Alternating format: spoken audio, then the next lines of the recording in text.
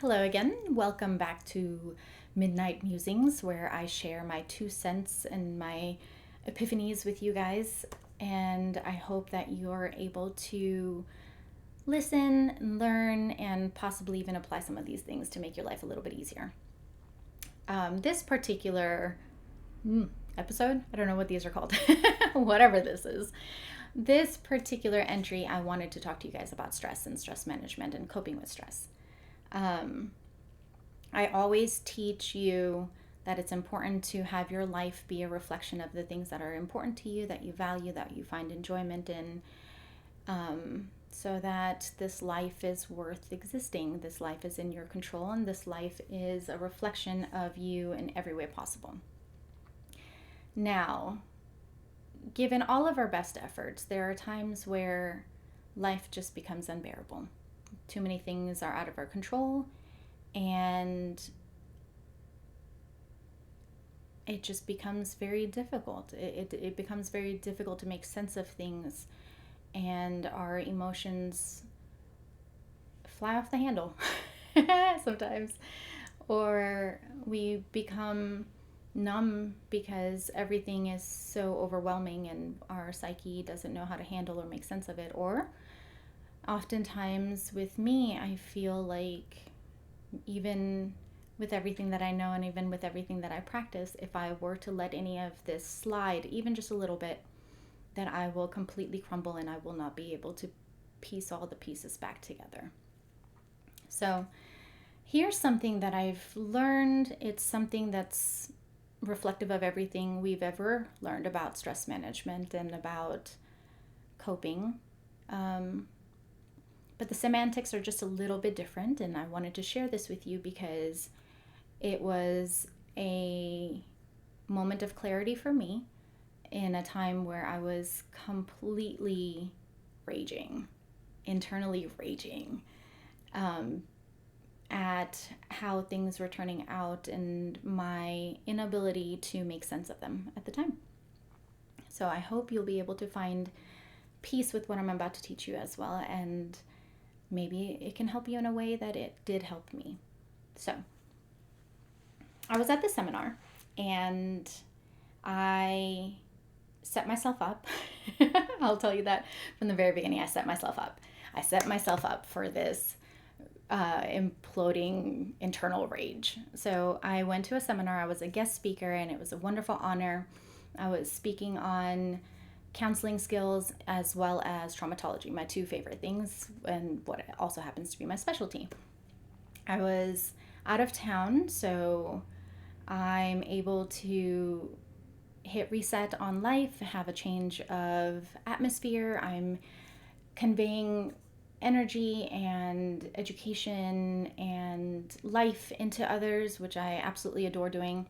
I also decided that I was going to see some of my clients that week, and in between these 8-hour classes, right, of the training or the seminar and the conference that I was a part of, I then decided to add a session in the beginning, during lunch, and then in the evening as well. So, like I said, even though it's all the things that I absolutely adore, I set myself up.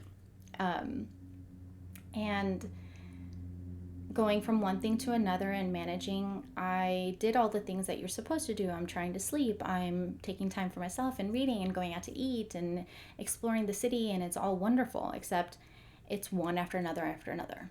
And the reason I'm telling you all of this is because even if we're doing and spending our time fulfilling whatever gives us a sense of purpose and whatever we enjoy, and it's a reflection of our values, sometimes there's just too much of that and not enough downtime. So we don't have the bandwidth for when things go awry. And of course, things are going to go awry.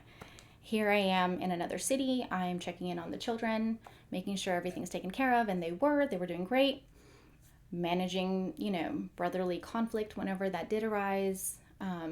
Checking in on my partner, making sure that my parents were also taken care of. There's just too much going on.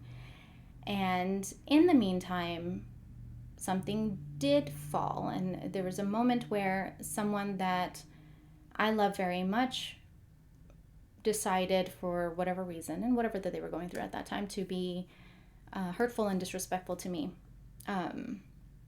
And because I was already going at this pace, that's not something that I was able to cope with at the time. I wasn't able to make sense of why this was happening, or how dare they, the audacity, like you name it. It was all of it, all of the above. And in one of these sessions, we were asked to write down 4 top stressors that we're experiencing at that time. So I write them down, and I'm going to ask you to do the same. If you can get up and go get a piece of paper, or if you can open up something on your computer and write these down, that would be great. So list 4 things that are stressing you out. Anything. So here I am, I wrote them out. And what I want to ask you, and this is what I had not given myself the opportunity or the time to be able to do for myself, but you know, we live and we learn. I'm not the best at doing everything that I teach you either. So I'm going to ask you, of the list of things that you have, which one of these items are or can be individually, directly, and immediately influenced by your actions at the moment? Lots of words. Yes, I know. But the key things are, which one of these stressors are not just which ones can you control, because being the control freak that I am, at any given time, if I'm stressed out and I'm having a moment, if you ask me, well, what can you control? I will tell you I can control all of them. And I believe it at the moment too. That I can single-handedly influence whatever's going on. But really, which one of these things are directly, individually, and immediately influenced by you? At this time, when I had written down my 4 stressors, none of them were in my control. None of them were in my control, as in, there is nothing I can do individually to directly influence the outcome of what is happening. I cannot make someone be something that they're not. I cannot make someone behave in a way that I would like for them to, when that is not within their natural way of being. I cannot influence the outcome of who a person chooses to be. I cannot influence the outcome of how people perceive me to be based on their interpretations of how I'm presenting myself. I hope that makes sense. And if you go through your list, more than likely, half of the things that we stress out about are things we cannot control. We cannot directly influence the outcome of what's stressing us out, because they're typically not because of the things that we are doing. The ones that were on my list were all my reactions to the behaviors of someone else. And I cannot directly, immediately influence the outcome of another person's choice. So, what do we do with that information? Other than lots of expletives that go off in my brain at that moment, when I have to accept that I have no control over this. That's when part 2. So first you write them down. Second step actually is, do we have this influence, this direct influence over the outcome? Third step would be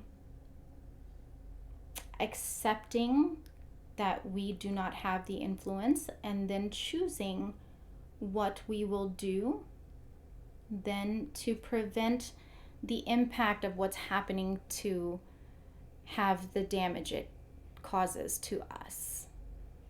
And by that I mean, most of the time, if it's because of someone else, how much access are you going to allow these people to have in your life, to have in creating scenarios or situations where you have this negative reaction. That is completely up to you.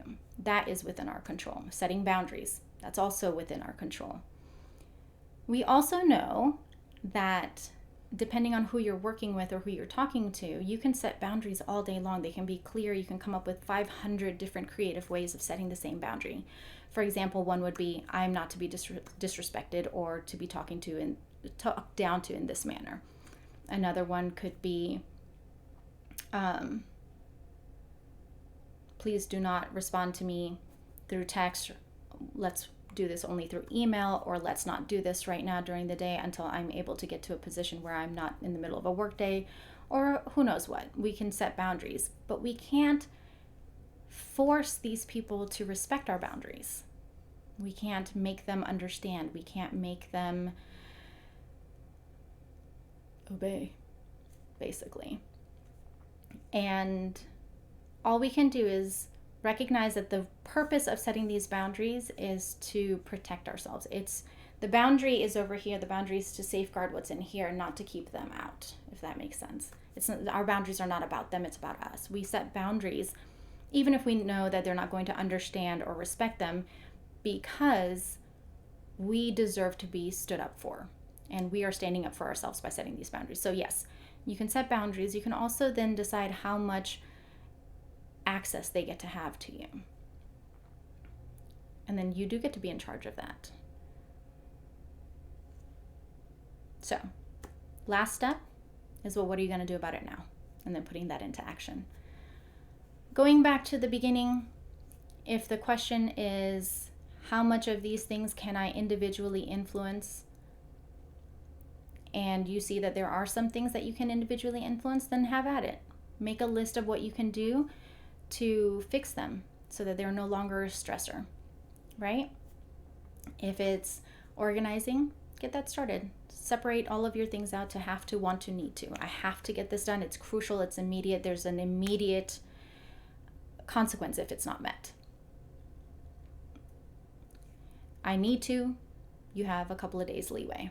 It'll be okay if it doesn't get done right now, and want to is just, it's our dream list. So it can wait until the other two are handled. There you go. Stressors are averted. We can go back to feeling back in control in our lives and keep things moving. However, if it is something that you cannot individually, directly, and immediately impact the outcome, then we really have to accept that this is just how it is and this is who they are. Not in a way of defeat, as in, you failed somehow, but more so, I cannot continue investing emotional energy into something that I cannot influence, because then it's a waste. And process why it's hurtful, process why you needed it to be in your control, process why these values are violated and how. And once you do that, figure out a way that you can preserve your energy, set those boundaries, protect what's inside, and continue being you.